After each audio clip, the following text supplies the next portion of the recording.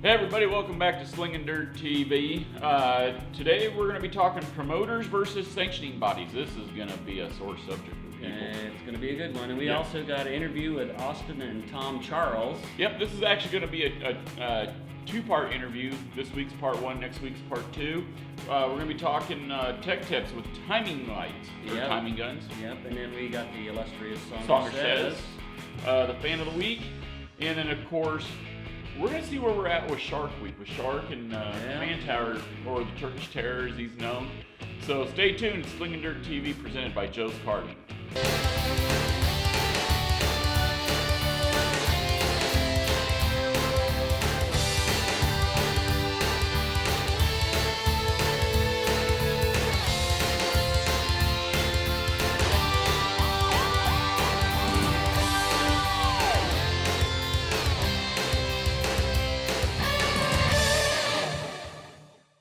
Hey, welcome back to Slingin Dirt.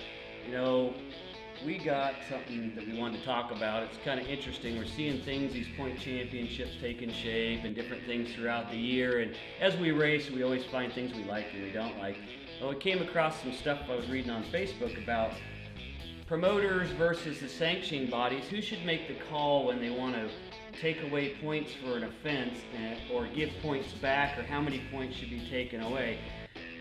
To me, being a retired military guy, you like to see structure. You'd like to see the writing. You do this, you lose this many points. You do this, you lose that many points. But it doesn't seem like there's any, standard of what they do, other than either taking all your points away, and then I heard about them giving one driver some of his points back, but not all of them. And how do you do that? So they take points away from a driver, and then they reverse the decision, kind of. Yeah, and they give him some of his points back. Yeah, you got to go one.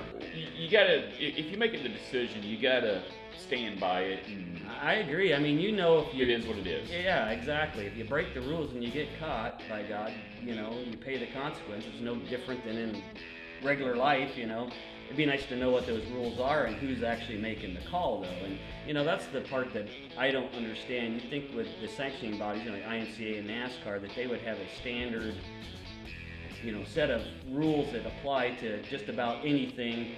Oh, I think they have the standard set of rules, but I think outside of the clear black and white set of rules set forth by IMCA or NASCAR or USRA or whatever the sanctioning body, a lot of times they give the track the right to do what they want, kind of.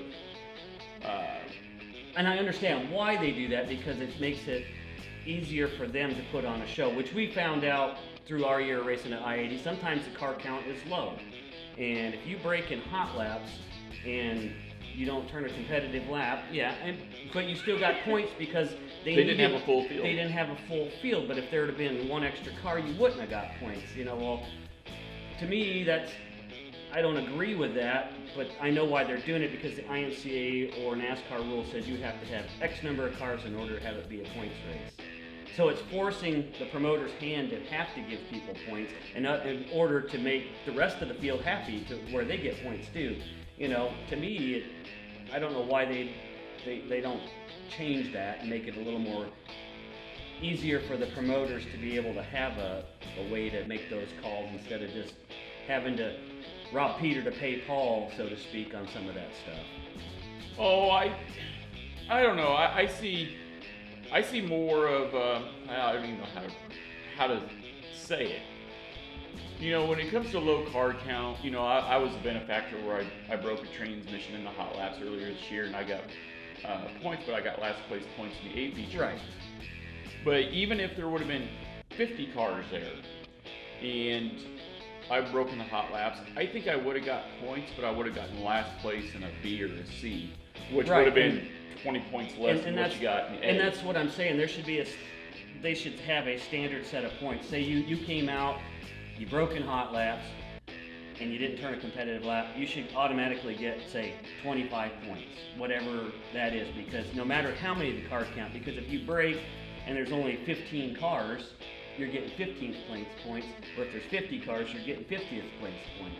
So to me, they need to change that type of setting so the promoters' hands aren't tied when it comes to making it a points night. Yeah, but I think sometimes the way IMCA does it is they let the tracks they're like, here's the rule sets, here's what you got, you pay us our sanctioning fee, go by this, but then if it's not in this, you might be able to go ahead and set your own rules. And I like that too. NASCAR. And you can't make everybody happy. No, There's no way. You can't make everybody happy. NASCAR around here in our area, in Nebraska, western Iowa, they have their general rules, but it's a lot more loosely based. Right. So they can they have a little bit more leeway with what they can and can't do. Sure. That's what I do like about NASCAR. All I know is I'm ahead of you in points. You're ahead of me for these reasons, points, but that is the rules. That's the rules the way they're written. Not that I agree with them. If you don't even turn a lap and get 15th place points, to me that's not right. But they didn't have a full car count. Yeah, but they didn't. That's true. I mean, I can't fault you for playing you're in the rules. You didn't have anything to do with the points. Can't argue with that. But I'm out there racing my ass off, and you finish 2 spots behind me and never even turn a lap. That's pretty impressive. I'm telling you. But, I cut my own throat by missing 1 week too, so it goes both ways. I had the choice of being there. I just chose not to suffer and die. So. It was 72 degrees out there. It was not. It was 110, you liar. 110. Anyways, I think you guys get the point. Let us know how you feel and get back to us, because, the only way some of these things will change is to open people's eyes. I doubt that, Brett Root's sitting around watching our show, but... Yeah. Or Bill France. Yeah, you never know, but if you are, hey, think about it. But anyways, we'll be right back. We got to go pay some bills.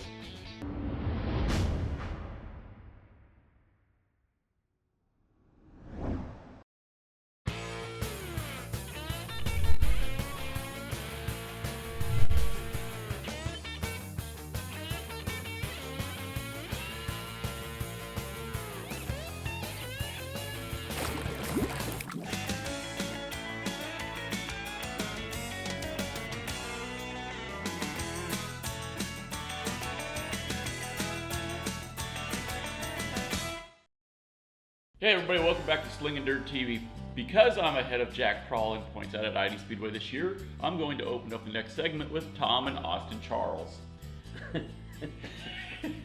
Tom Charles is one of the longest running modified drivers in Kansas City. Got to go down here a few weeks ago, got to talk to him and Austin Charles. Tom Charles, I think, started racing in 1975. He started with nothing. And he's made the best of it, and he's gone a long, long ways. One of the nicest guys you'll ever meet in modified racing. Really, really down to earth. His wife, Dee, is an amazing lady. Dee, where was my chocolate chip cookies when we were in the shop? You never brought them out. Tom bragged about them. Austin Charles is Tom and Dee's grandson. He races at Atchison County Raceway, which you've heard me talk a lot this year about. I can tell you here lately, he's had several top 2, top 3s out at Thunder Hill, Mayetta, Kansas. He just got his first win, I believe, at Atchison County here in the last couple weeks. They race on Friday nights. Mayetta, Kansas is on Saturday nights. Tom, he was just inducted into the Kansas Auto Racing Hall of Fame. We will probably never be in the Racing Hall of Fame. Maybe maybe downstairs in your bar, you got your own little self-shrine or something. Well, that's what you do when you should have trophies. Yep, yeah. So I tell you what, let's just get right to it. Here's part 1 of the Tom and Austin Charles interview. You're gonna like these. This is a great family. Here you go. Hey everybody, welcome back to Slingin Dirt TV. Of course, y'all know who I am, Buddy Ray. I tell you what, this is one of the biggest interviews I've been looking forward to. On my left, or what would be on your right on the screen, we have Austin Charles, driver of the 81 B Mod, races down at Atchison County Raceway. And then the man, the myth, the legend, I think you were around when Jesus drove a modified, Tom Charles, driver of the 81 BMS out at Thunder Hill Speedway. How are you guys doing? Pretty good, and by the way, I drove for Moses. Oh, you drove for Moses. So, when Moses parted the Red Sea, is that what created the straightaway? Yeah, we had to get it dried out. It was always too heavy. So there you go. That's the only time I know in racing where dry slick might be a biblical term. Yeah. So let's just get right to it. We're gonna go into you here in a second, Tom. Austin, this is your second year. You're in a B mod. You started an E mod over at Atchison County Raceway. I got the chance to drive against you a couple weeks ago, and I just thought I totally forgot that you drove there. And so when I walked up, I told my crew, I was like, that's the Charles family. Watch what you say, watch what you do. These guys are like the holy grail of modified racing. And my one crew guy, Jeff, was like, who is the guy? So he's not real versed in racing, but what I was gonna ask you is, when Tom here is such a legend in the Kansas, Nebraska, Missouri area racing mods, you know, you're only 17. Does this ever put extra pressure on your shoulders to try to perform to the best of your ability with him, or are you just trying to learn at your own pace? Well, I try to learn at my own pace, but my grandpa helps me along the way, and I'm very grateful for it, and I learned a lot from him. You know, the one thing I've noticed about you, Tom, I follow both of you guys on Facebook. A lot of times, I understand that the fathers and the grandfathers try to be hard on the up-and-coming drivers. They want them to succeed. They want them to learn. And you are nothing but pure supportive of the kid. I've never seen you really get after him on Facebook. You've never criticized him. Is that something that you've always done with young drivers, up-and-coming drivers? Or have you gone through an experience in the past where, okay, I didn't want to be belittled, so I'm not going to do that to Austin? Well, I've always tried to be fair, and I've always tried to look at a situation from both sides. And that's outside of racing too. Right. I've always tried to analyze things, and I think that all started, at a young age when I kind of learned about being a stepchild and having to deal with that. You just kind of have to learn how to make things work. And then also on the racing side of things, Austin's dad, Dan, raced for me for years, drove for me in a lot of different cars, and then he also went on and drove for Randy Moore for a few years. Had a pretty good modified career, but working with Dan, it was a little different, maybe a little more intense, and we actually were running against each other and worked out of the same shop for a while, and then we separated for a while. And Dan and I probably didn't have as good a relationship as Austin and I didn't have time to spend with Dan like I have with Austin. Right. And also too, I go racing with him on Friday night without my car. He runs at Atchison on Friday, and the total focus is on him. And then Saturday we go to Thunder Hill and run IMCA. So he's a sport mod on Saturday, and then I drag my modified up there. And I think between the two tracks for him, he gets that short track experience, and then he gets the big track experience.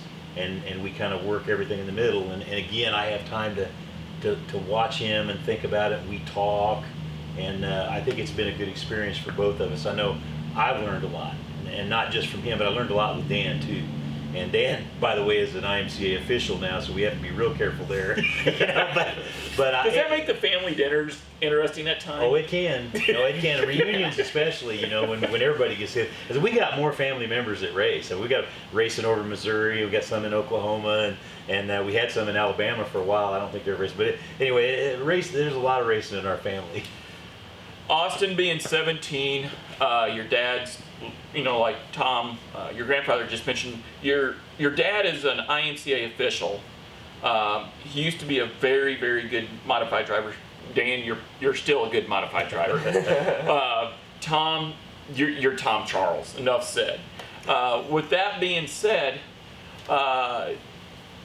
being 17 and having the lineage behind your racing career, at age 17, how do you keep it so even keel? A lot of kids are out cruising around, they're doing drugs, they're playing video games, they're skipping school, they're doing whatever, and you are so grounded on you being you. When you walked up to me at Atchison, you didn't know who I was, and you walked up with a handshake, and you're just like the boy next door. How do you keep it so level? I don't know, but my grandparents have a pretty strict discipline on me around the house, and I'm thinking B. yeah, it's true. But I come home from school, do my homework, And then once it's done, I change out into my work shop clothes and I help my grandpa around the shop and work on the cars every night. You know, my dad, he passed away in 2014, and my wife, she's actually behind the camera, and she has seen this a million times. Dad and I would always go after him. We either got along great or we were fighting like cats and dogs. And I've always wondered, have you guys ever had those instances where there's just something in the shop that ever like just sparks that fire between you guys? Really, Austin and I haven't had too many issues. He pretty much listens. Now, him and his brother will get to fighting, and we'll have to, break that up. But that's usually non-racing stuff. But no, here in the shop, he usually listens and does what he's told. Now, his dad and I, that's a different story. We did have a few pretty good. Because Dan and I's setups are totally different. He liked the car one way, and I liked the car another, and it just, I let him do it his way, and I did it my way. And if he won, fine, you were right. And if I won, it's fine, you're right. And we just kind of lived with it, and we always tried to beat each other. I know when we filmed the show here, he ended up pulling that championship off that year in '09, and he was really feeling it, like he really proved something. So I had to go out and win the championship in '10. Right. It's like my turn. Yeah, but that actually made you both better drivers. Yeah, we pushed each other, and it's the same thing here with Austin. I know what he needs. I know what the car needs, and he'll tell me he likes the car. But like this weekend, I noticed the car was tight every time he picked the throttle up Saturday night. Front end took off, and he's like, "Oh, it feels good," and that's what got you in trouble, And I showed it to him on the video, and we're going to take a little bit of that left rear out of the car, so when he picks the throttle up, the car will stay straight, and he can gas it quicker. And that's just where he's got to learn that. I've experienced it for 30-some years, and I kind of know what. And then plus we got Grandma over there telling us how to set them up. She's got a pretty good eye too, so it works out. Oh, I know he's got a good eye. Yeah. I am kind of envious of you though. I mean, we've known each other now for what, 3-4 years at least. And I remember one time, hopefully my wife is listening to this. I remember you were bragging one day about how you and the guys will all be working on the race cars, and Dee will bring out a tray of chocolate chip cookies. My wife doesn't do that. It's usually get your rear end in the house, go shut the lights off, shut the door, shut the windows, do something nagging. I am so envious. You've got a great wife in Dee. I mean, she brings you chocolate chip cookies. The other day I actually was underneath the car and my phone was dying and I needed my phone charger. So my wife is in the house watching TV. She's Facebooking everybody except me, and I'm on Facebook going, I'm too lazy to get out from underneath the car. Honey, will you bring me my phone charger? And so, you think she brought it to me? No. I will say there is a downside to the cookies. I mean, it's all good, and they taste good, and we all loved it, but we don't have any lead on the car. I carry it with me. Dee's no dummy. You think there might be a reason as to why there ain't no lead on that car and the cookies are coming out? Need more left rear. Dee left more rear. So, you had mentioned 35 years in the car. You just got inducted into yet another Hall of Fame. Talk about this one. Well, to me, this one was pretty special because it's the Kansas City area. Yeah. And it goes in several different directions, and it covers more than 1 or 2 states. It's fairly new here, and it was something that the Central Auto Racing Boosters decided to do, and I'm really glad to see it because a lot of the guys that I grew up watching race, and a lot of the guys that I only heard about, racing. Have been in this thing, and I don't know exactly the number that are in there right now, but they're adding to it every year. I forget how many go. It seems like it's like 8. I think right now 8. They may reduce that number later, but they have a big banquet every year, and they have some get-togethers, and the stories that get told are phenomenal. And of course, the recognition that you get that goes along with it. When they had the banquet last year, I usually don't have any problem speaking, and I enjoy talking, and I usually am not at a loss for words, but for some reason I got so nervous for that ceremony. And of course I was the first guy. I get to go up and talk, and I mumbled and stumbled around. I guess it turned out all right, but I had so much I wanted to say. Yeah. But I was very grateful, and I really truly appreciated it. I mean, it's got guys like Joe Wallace and Terry Bivens that are in there. Local racers are in. A lot of the sprint car guys. All the welds are in there. Oh, okay. And it's to be in that group is pretty amazing. It's very humbling, and I do appreciate it. It's humbling, but does that kind of light the fire, to sort of speak, for you to want to stay in racing and see him through, the next few years and stay with Austin and Dan and all them even longer? Oh yeah, I don't really want to get out of the sport. I'm not ready. I mean, financially it's been a drain, but I've got a great car owner in Bill Buttrick, and he's keeping things going. He owns both of these cars just so we can stay on the track. Money is getting tighter for everybody. It's not just us. Oh yeah. The sport is suffering, and we can see that, and that's why I kind of support the IMCA thing. I like. I've noticed that they try to keep the cost down, and I know they've given in to a lot of things. I see both sides of that, but the bottom line is we got to keep the sport affordable at the local level. There's nothing wrong with the big shows and the big money races and all that. That's all good, but the weekly racer just cannot do that and survive. Not like it used to be. We used to run 3 nights a week. But I like the sport. I love the sport. It was from watching my dad and my uncle do it back in the '60s. It's just like, this is it. I got to do this. And even though they didn't stay in it that long, they lit a fire in me that's just, it lived through me, it lived through Dan, it's living through Austin, and possibly his brother if he decides he wants to do it. Austin's stepbrother's doing it now. And another thing, what I enjoy about the sport, and it's something my wife's always said, a lot of people, a lot of women in particular, that don't quite get the thing where guys have got to have something to do, and there's a lot of things for guys to do that'll get them in a lot of trouble. Racing is one of those things that, she says, I know where my guys are. They're in the garage. And on the weekends, we're together, we're racing. Right. Yeah, it costs a lot of money, and it can be a pain, and there's some downsides to it. But the fact is, we're all still doing stuff together, and we're staying out of trouble. Right. For the most part. Yep. So 35 years, 1975, you started racing. Austin, this is your second year. How far do you see yourself going in racing? Do you want to be the 35-year career guy? Have you thought about that far? Where you might be in 5 years, 10 years, something like that? Yeah, I think I'll go far, because I got great people surrounding me, and I got an awesome car owner, great sponsors, a lot of people helping me, and I even got him helping me out. And So- you want to do this. Yeah, exactly. I want to do this. Do you guys ever see the time coming where you guys will be on the track together? You've done it with Dan. Do you see maybe he's already nodding his head? Well, we had a little hot lap session Saturday night. He was having some problems with the car, so he didn't get the hot lap with the sport mods. So he pulled in with the the modifieds, and I let him get in front of me, and I followed him it was only running about 3 laps, so I followed him for just a little over a lap, and I decided, okay, I'm going to have to pass him. So I caught him going into one, and I just buried it and went under him and slid up, and then he chased me till we got the checkered flag. And You had fun doing that, though, didn't you? I had to. I had to. Yeah, but he'd been wanting to race me, and so we got to do it, and I came out on top. So. Yeah, but you see weekly racing ever happening?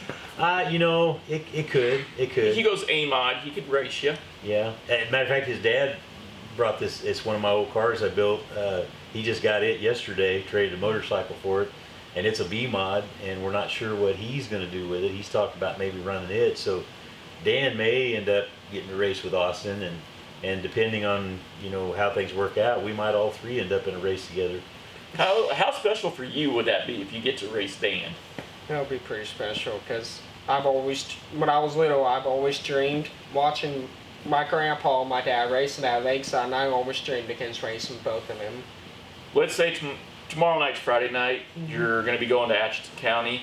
If your dad was in Sarah, which is the other B-mod out there, Sarah, are you going to try that much harder? Probably I will. Probably you will. Yeah. You think you can take them? It's a B-mod. It's not an A-mod. It's a B-mod. You got to be careful though. Racing me's one thing. I'm nice. Racing your dad's another. He's mean. Yeah, He's mean. I've watched him out there many times. I've seen it. Yeah, now there's one thing that, and you and I have talked about this in the past, and the way I took it, Tom, you were, I'm not going to say, you weren't mad, but you were disturbed that this was never brought up about you, and I think it's one of your greatest qualities, your Christianity. You're an ordained minister, or I thought you were. No. But That's how serious I am, though. well, yeah, Yeah. But your Christianity really drives you in this sport. And a lot of people, you know, we just talked about your Hall of Fame, 35 years. You've got season championships, you've got national championships, but nobody ever talks about your faith in this sport. And how far has that faith taken you in this sport and helping to raise him and stuff like that? Well, that's one thing that impressed me about Austin is he found that himself. It's not something that I pushed on him. Yeah. And I think a lot of that came from the fact that he was born deaf and he had to meet some challenges, and he found that faith that helped him a lot. Yeah. And I know that. And in my case, my parents divorced when I was young, and I had to search and find some things, and that was the one thing that I found that I could believe in and trust. And through my life and my experiences, everything I've seen and done, I know it's the real deal. Now I know there's a lot of people out there that don't, and it's not popular to be a Christian anymore. It really isn't. No. The world's changed a lot, and some of the things that we believe isn't popular, and people don't want to hear it, and so that is kind of a strike against us. But I try, I want to be proud of it, and I want to be outspoken, and I want to stand up and say, yes, this is what I am and who I am, and I try to be a good example to others. And I think I read a letter yesterday from a friend that wrote some things from prison, and he talked about me being a mentor of his, and he didn't realize, that the example I set was as important as it is to him now, and he understands that now. And it made me realize that, okay, the example that I'm setting for others is making a difference. It is having an effect on people, and that really, it kind of tugged at my heart a little bit for him to open up and be so honest about it. And I can't wait till he gets out so we can have a little talk. But I really, I've tried to live right, and I'm not perfect. That's the one thing I've always tried to stress, that point. I'm far from perfect. I make mistakes. I try to do right, and I'm just like everybody else. I'm capable of sinning, and I'm capable of foul language, and I get mad and angry, and that's the whole point. I think that's almost part of being a race car driver in some way. And that's why I need to focus on being a Christian and to follow Jesus Christ, because that's the example he set for us. And I try really hard, and even though I have to make a stand on certain things that aren't popular, that's just the way it is, and I just try not to ruffle too many feathers, but I try to be honest, and that's about all I can do. Right. And I should mention, God has blessed me in a lot of ways. Well, 41 years with your wife Yeah. is one of your blessings. Are you sure? Well, no. I've been married. I can't remember when I got married. 2014, something like that. But it feels like 10 years. We had a friend of ours in school that after we ended up together and married and everything, he told us, he said that we were a match made in heaven, and I mean, he knew us better than anybody, and I think he was right. He nailed that one. Right. Well, what'd you think of Tom and Austin? Pretty neat, when you got your grandpa and son and they're racing and just, we know the father-son thing, and my dad got to race with his grandson, and I could see, it's kind of like I got thrown out of the picture because grandpa would say, you get in my car, because my son's a better driver than I am. What'd you think of the part where Dan, Austin's father, is the flagman at Thunderhill? How do you make that call? Yeah, how do you make that call? If he's anything like me. That almost goes back to the first segment, the section body the track. Right. So Tom's in the A mod, Austin's in the sport mod or a B mod, and Dad's the flag in flagman. the race. I'm pretty sure So you got a dad/son flagging. I'm pretty sure that Dad is probably harder on him than he is on most drivers, but doesn't need to be. Obviously, he's been trained and Yeah. had the right upbringing in the right direction of racing and coaching and stuff like that. I mean, we've alluded to it, like even talking earlier on the way to the show, about rookie drivers and things like that, and we'll address that at some other time. But just having the right guidance, the right background. You got old school grandpa, you got Dad in the middle who's a little more of the modern age, and Right. you got this young kid that's just tearing it up here on fire. Yeah. You can't beat that. So tell you what, we're going to be right back here on Slingin Dirt TV, presented by Joe's Karting. We're going to go pay bills like Jack said earlier, so stay tuned. Yeah, there's part 2 next week, so don't Yep. miss it.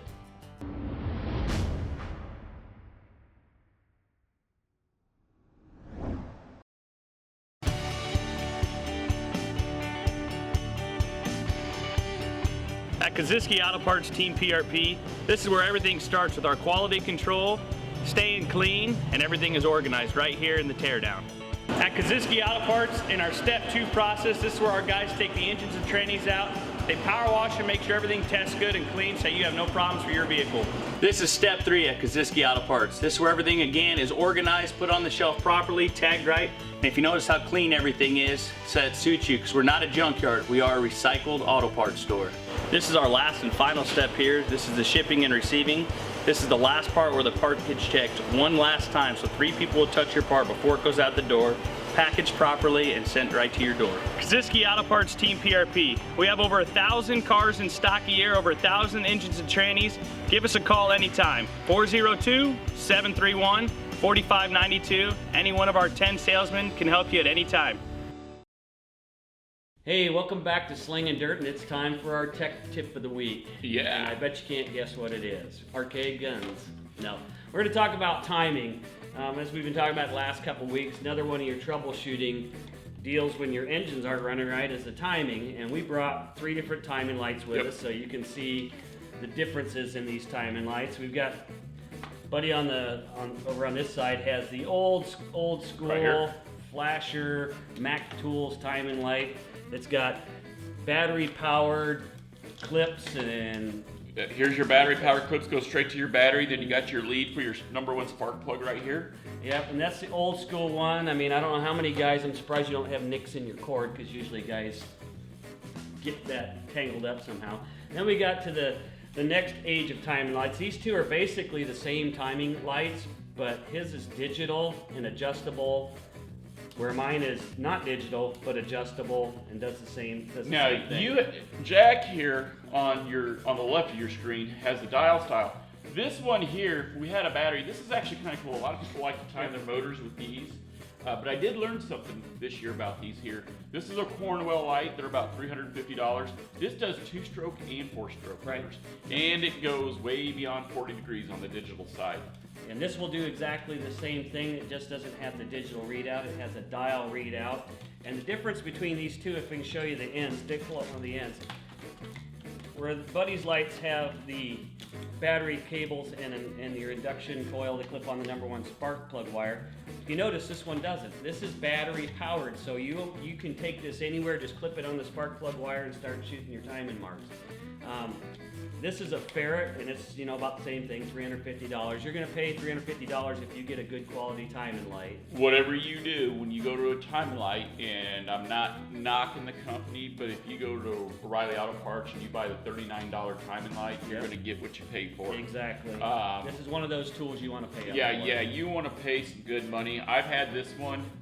Before my father passed away, he bought me this probably 2003, 2004. It was actually a birthday gift. Right. And you can tell that, other than the side scuffs being in the case, it's very well taken care of.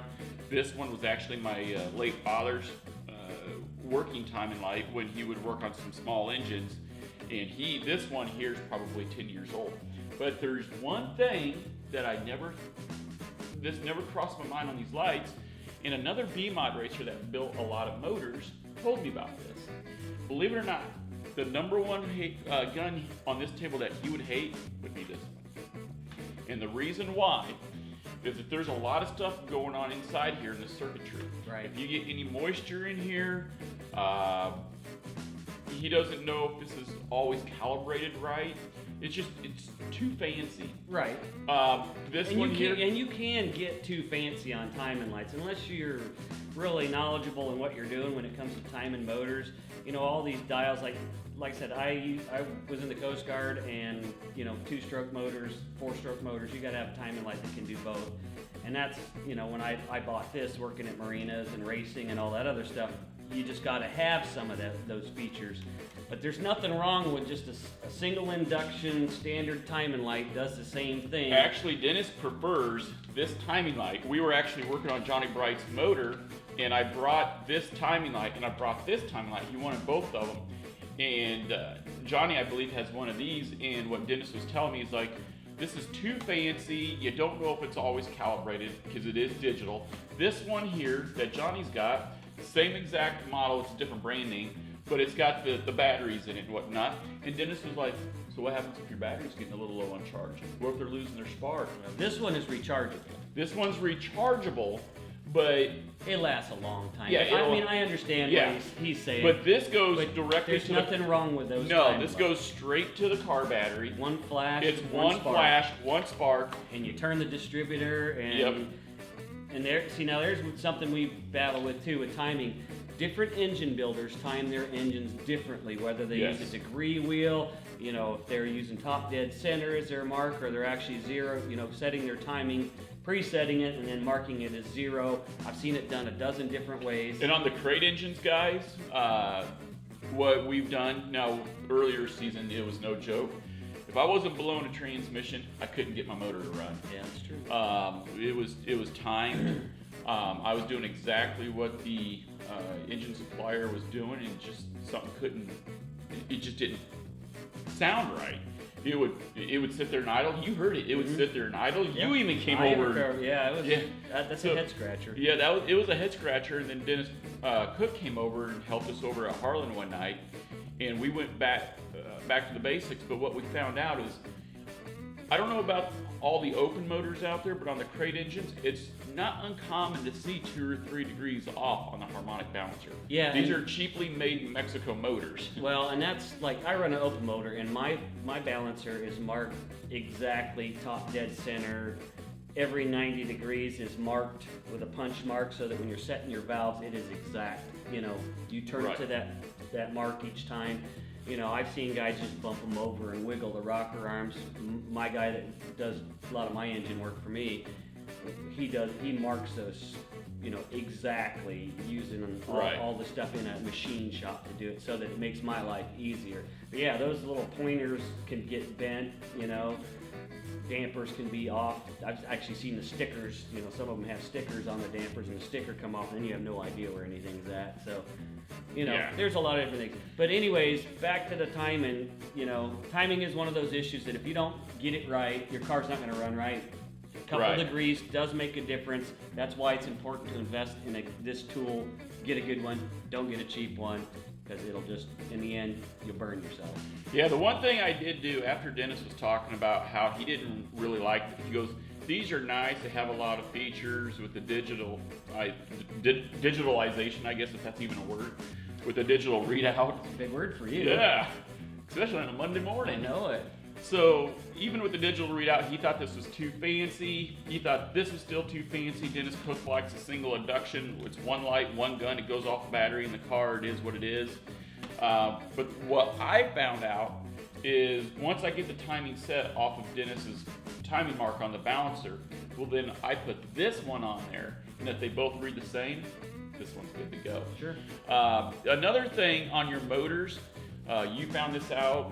I learned it actually from Dennis Cook many moons ago.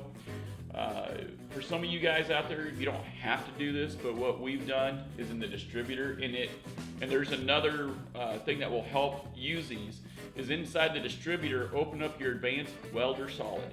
Because what happens is, once that advance is welded solid and it's opened up, well, it's opened up then welded solid, then whether the car's at 2,000 RPM or 4,000 RPM, the timing should always be the same. Right. Right there. It basically locks out the advance on it. Yep, and It works does make them start a little harder. Like my car starts hard, but you know it's an open motor, and I don't know if you locked your distributor or not now, but Actually, on crate the motors on that the you new don't. crate, no, I didn't, but the old crate, yes. Yeah, I mean, because there's a big difference on how they start when you lock those distributors, but you're taking one more thing that can break out of the way, and you're also making things a little more accurate. So Right. It's a great tip, actually. For So, you. yeah, for me. So there you go. Get yourself a good quality gun. Don't go to the Harbor Freight $39.99 or $19.99. Take care of them with loving care. These are delicate instruments. And for God's sakes, I gotta get on my soapbox here. I helped another B-Mod racer, sport mod racer, and you might laugh because I don't know if you know where I'm going with this, but I helped another B-Mod sport mod racer, and I asked him what his motor was timed at. He didn't know. So I asked him, I was like, you got a timeline? Sure do. So over at the shop, and I was like, go ahead, bring it on over. For the love of God, take very good care of these strands. This guy brought these cords, cut in half, the fibers are showing. That would be the old fan blade I was talking about earlier. And what he did right in front of me is he tied the strands together like a shoelace with bows and everything. And he goes, here you go.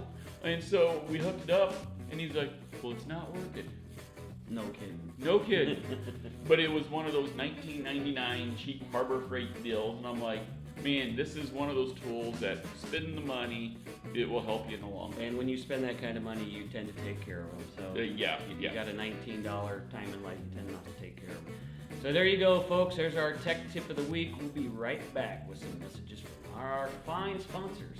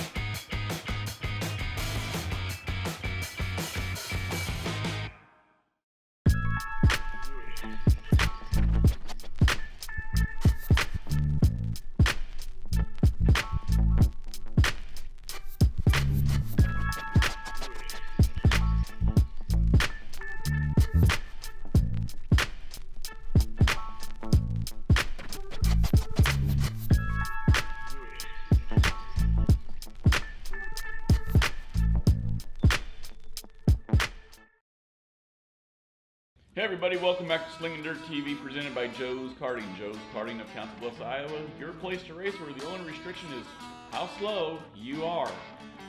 You keep pointing at me, but I can bring up points at I-80. Yeah. I mean, it is. Did I ever tell you it's almost finished? Yeah, Guess what? My brain is shifting. the bus stop here. Yeah. Yeah. So, fan of the week.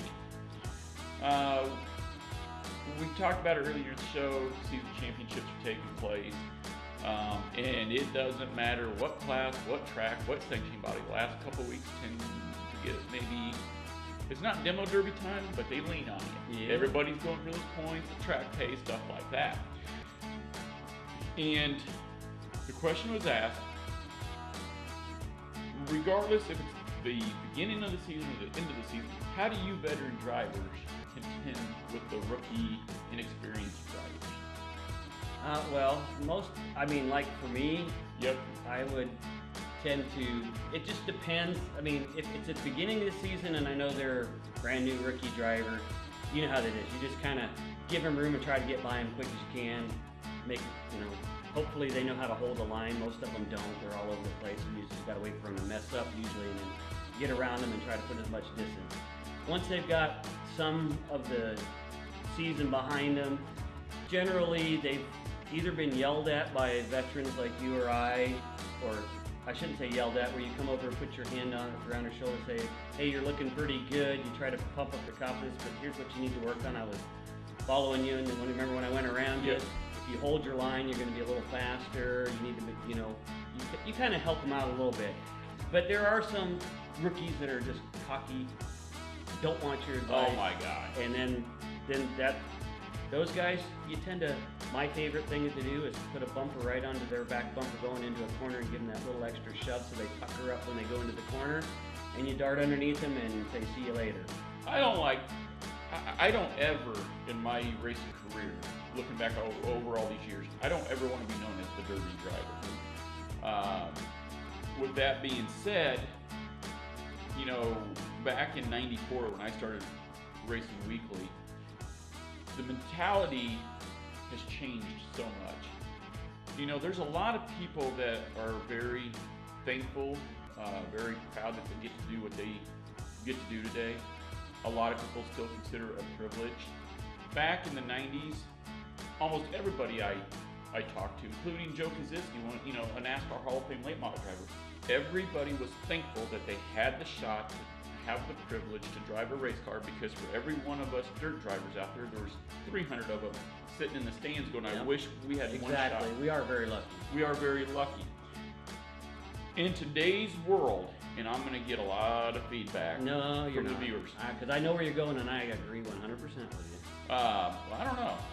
In today's world, I think we have a lot of dirt divas. I've shown up at tracks, and I've actually had literally 15-year-old kids come up, well, who in the hell do you think you are? I drive a sport compact. I'm like, man, I got more power in one cylinder than you got in your whole race car. I'm like, and you're going to come up and talk to me that way? You have to understand and you have to respect where others before you in the sport and the sport came from, to truly respect where you're going to go in the sport down the road. Yeah, and you know how it goes too. We were rookies at one time. We all had to learn the hard way. Absolutely. And there's basically 3 ways to handle it. And it's 1, you try to compliment them, be nice. 2, you just shove them the hell out of the way and stuff them. And 3, you go to their pit stall and chew their ass. Nowadays, it's a kinder, gentler, not supposed to do that type of stuff that we used to, even 10 years ago, that you could do. Nowadays, you walk in somebody's pit stall and the Gestapo is there to take you out, so you don't do that. So your only other option is to do it on the track, which you and I have both moved people before. Hell, we've moved each other and we've been moved. So there's just ways of doing it, not wrecking people, but moving them. There's one thing I look at. Now, some of you other experienced drivers out there may think I'm completely full of bull. Well, my wife will tell you I am, but that's besides the point. But when you get into the pits, I look at, like, let's say sport mods, B mods, our class, for example. How do you tell, let's say it's a track you've never been to, Crawford County Speedway, in your example. How do you see who the experienced and inexperienced drivers are without meeting them? How do you, New track, you don't know who they are. I do. I can tell by their driving style. I don't even have to see. They're unloading the car and I already know. Okay. And I actually read this in a racing magazine one time, and 9 times out of 10 is true. Now, not always, but 9 times out of 10 is true. So when the car rolls out, here's the front of the car, the back of the car. From the driver's side back to the back side of the car, if there's some body damage and wheel marks back there, if there's nothing up here, guess who that guy is? That's the guy coming through the field. Right, experienced driver. That's the experienced driver or a good driver. Right. But if you got a body back here with no damage, and you got a bent bumper and your hood's sitting up like this, well, you might tend to be the guy that's hitting anything and everything. But before I go to pass judgment, which it sounds like I'm doing, but I'm not, because when I see cars like that, a lot of times, I like to go over and, hey, how you doing? You race here weekly? How's your season been going? And they'll tell you what you want to hear. Well, I've been struggling. I hit the wall the last 4 weeks in a row. And, oh, okay, good to go. Well, do you like to run the high side or the opposite? Well, I'm trying to run the high side, but I'm hitting the wall 4 weeks in a row here, and it's knocked off the right front. It's got a terrible push. Well, that's your first clue. You might want to go to the bottom when you're around that guy. Well, we've talked about this before. You need to go to the back of the pack, learn how to drive the vehicle that you're in, and then then get aggressive. Don't. Right.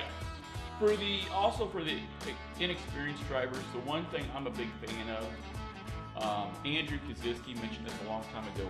The first year he got late models, he was scared to death. He's Joe Kaziski's son. Oh, yeah. He's a Hall of Famer's son. Talk about some big shoes to fill. And what Andrew did, and I thought this was a class act on Andrew, is he went, got to the track, got out of his car, he went to every late model driver's pit stall, introduced himself, and said, look, if I get into you, I'm a rookie, I don't know what I'm doing, it's my first season, and right then and there, that garnered so much respect from all the drivers. And that's a big word too, is respect. That's another thing that, some of the rookies don't. They think they should just automatically get respected because they're in a car. I will tell you right now, you go out in a field with experienced drivers and you don't give much respect. It doesn't matter what the sanctioning body or the track's going to do. You reap what you sow on the racetrack. The Trust me, veteran you drivers wrong are gonna- somebody, you are gonna get wronged eventually. I don't care who you are. In the past, I've been known to go out there and get the little cocky chip on my shoulder, and I've gone out there and tried to ruffle up a veteran's tail feathers. Well, when the veteran didn't think the track did enough to remedy the situation, the veteran driver will remedy the situation. Yeah. So yeah, respect for all the new guys out there. We want to see new guys. Absolutely. We want to race new guys. For as much as we can teach the new guys getting in the sport, in a lot of ways, the new guys can teach us. Some things. You never know when the next Jesse Sabi's coming out. You don't know when the next Chris Abelson's coming out. You don't know when the next Clint Llewellyn's coming out. Clint Llewellyn, he's raced a lot the last 6 years, but with that being said, he's fairly young. He's got 30 years ahead of him, with his racing.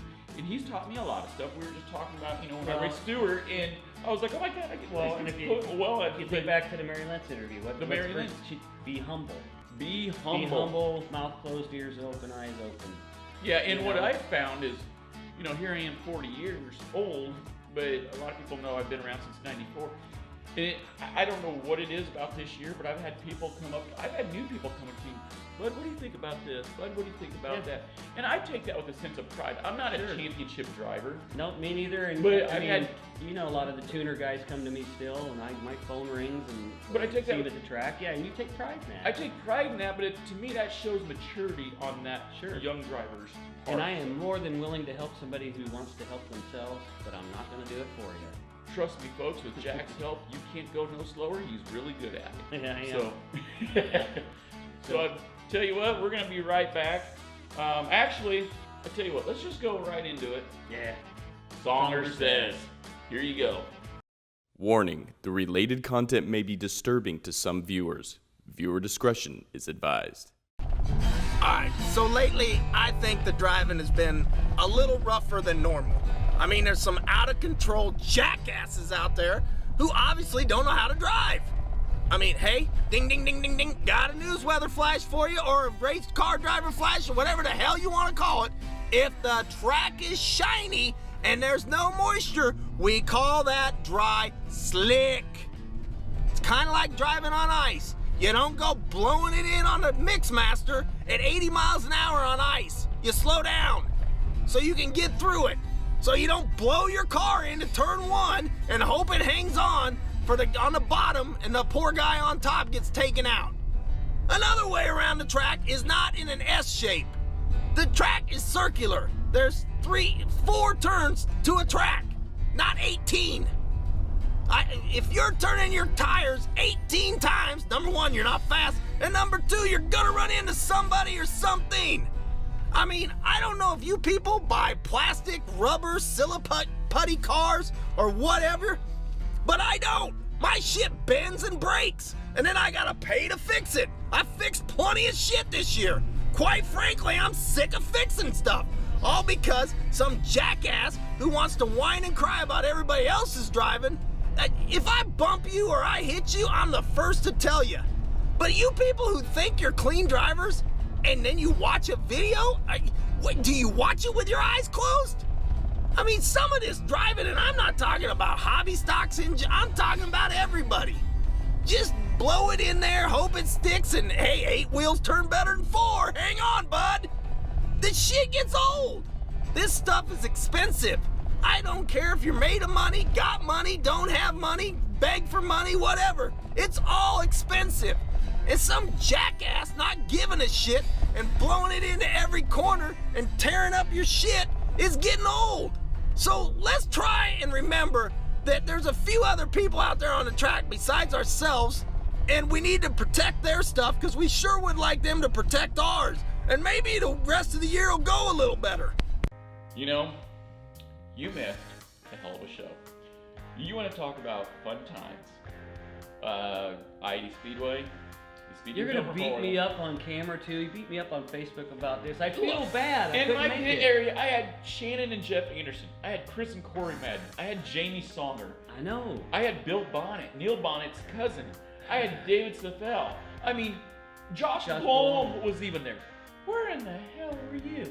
You know where I was at. I had to take my wife to the airport. She had a big weekend. You guys never told me till the last minute, and then all of a sudden I'm just supposed to ditch Mama Prawl for all you celebrity drivers. Come on now. Well, and look, excluding you ditched her at the airport. I see you all the time. You sent her off in an airplane, and then you had to go back home. So on the way back home from Epley to Lake Wakanda, you could have made a side trip to I-80 and hung out in the pits with us. No, if I'm not racing, I don't want to be in the pits. Really? I cannot do it. It drives me crazy. Wow. Don't tell me you don't feel the same way. I've seen you freaking break a transmission and stand there in a freaking nervous fit because you want to be on the track. So what do? You go con somebody else out of their car. Don't give me that. Don't give me that. You're just as bad as I am, liar. I tell you what, Jamie Songer. I'm sorry, Jamie. I'm sorry, Josh. Sorry, guys. You missed it. In his feature, the right side of his car got ripped off. Just ripped off. And he comes in. He's a little upset. He's not, arrogant or cocky. He's funny when he's upset. And so I told him, I was like, Jamie, I kind of feel sorry for you, bud. And he's like, well, yeah, this is the second time you've talked me into coming to a track, and the first time I rolled, and the second time the whole right side of me. That is true. Good point. Yeah. And I was like, oh. So, anyways, you talk about a racer through and through. I don't see you doing this, and I don't mean this in a derogatory sense. So, we leave I-80 Speedway Friday night. By this time, it's 12:30, 1 o'clock Saturday morning. We leave I-80 Speedway. He is racing. He was going to Tiny Lund, wasn't he? He was going to, but I think he ended up going somewhere else on Saturday.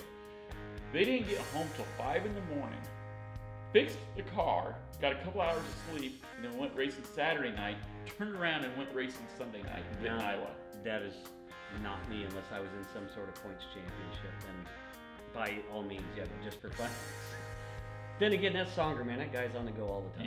Yeah. He's a great guy. Next year, are you going to join the tour if we get it fired? If you guys freaking notify me more than 20 minutes before I need to have a car ready. Okay, we'll give you 25 minutes. Next year, I think Jamie Songer and I, we want to do what we call the Roads and Toads tour. And not only that, the last time, Songer, you were in town and you went to Buddy Ray's house and had steak dinner, I was not invited again. And I got the old Buddy Ray, he was only there for 30 minutes. So, No, he is more there for I need more than a 30-minute warning, all right? He was there for an hour and a half. See. The whole Songer So family. don't always lay it on me. He doesn't tell me these things. So if you want me to come, Jamie, you call me personally. So there you go. Another issue we want to talk about here on closing is Shark Week. That's right. Yeah.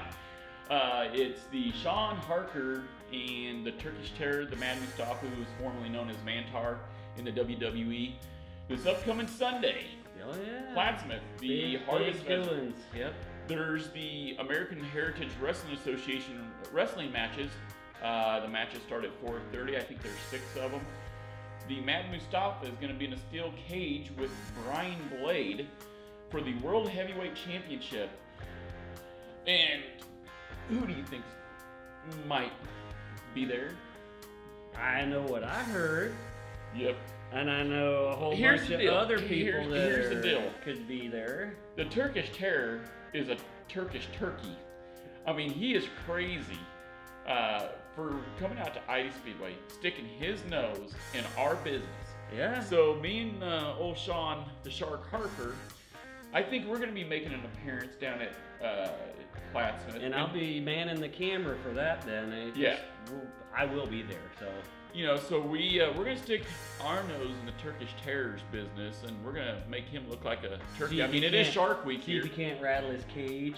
Yeah, we're going to see if we can't rattle his See if cage. he can't heckle him, you know. Maybe I should get a box of donuts and just kind of walk around and waft and see if I can distract him for you. Well, you know, it'd be kind of funny. He was talking about putting a hook in Sean Harker's mouth and reeling him in. How funny would that be if the shark showed up with a fishing rod with a donut? There you go. Kind of like that Progressive commercial. Ooh, you almost got it. Just a little quicker with the $1. So, hey, September 13th. It's this upcoming Sunday, 4:30. Don't miss it. Don't miss it. It's gonna be fun. I can't remember the name of the bar, but it's on It's all the way at the end of Main Street. all the way on the Don't east side of the if you main cross street. the train tracks, you went too far. Oh yeah, you'll see the steel cage and all the cars and everything, but it's the American Heritage Wrestling Association. You won't be able to drive down Main Street anyway. You'll have to walk down there. So. Oh yeah, it'll be. Usually they do everything right on Main But Street. you definitely want to be there because you ain't gonna want to miss this. So. Nope, I got a hunch there's gonna be a lot of racers there because Yeah. strength in numbers. Strength in numbers. And that old fart is kind of tubby, and I don't think he can outrun us. So. You know, if the Stay Puft Marshmallow Man ever had an illegitimate baby, it would be the Turkish Terror. So, but anyways, And he's older than I am, so you're that ancient. tells you anything. Yeah. He Well, can't there even you- grow a mullet. Wow. All right, well, there you go. That's this week's Slingin' Dirt. We'll be back next week with part 2 of the Tom and Austin Charles interview, and God knows what else. All So right. we'll see you next week.